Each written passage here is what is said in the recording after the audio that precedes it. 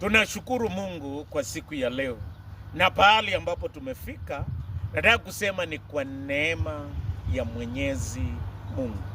Katika kitabu cha Kutoka 16 tunaambiwa hadithi ya mana ambaye Mungu alipeana. Kitu cha kwanza, hii kazi tulianza kwa neema ya Mungu. Hatukuwa na uwezo mwingi, lakini tulikuwa na imani ya kutosha.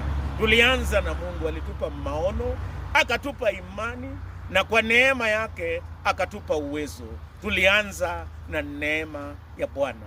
Kitu cha pili, kazi hii inaendelea kwa neema ya Mungu. Tunahifadhiwa kwa neema ya Mungu. Yeye ndio anatupa rasilimali kila wakati. Yeye anatupa nguvu, anatupa uwezo, na anatupa ushindi hatua moja hadi nyingine. Penye tumefikia ni kwa sababu tumeweza kuhifadhiwa na neema ya Mungu. Jambo la mwisho, tutakamilisha kazi hii kwa neema ya Mwenyezi Mungu.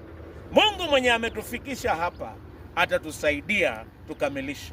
Tarehe 29 mwezi wa 3 tuko na harambe ya kuendelesha kazi hii, na nina imani kwa neema ya Mungu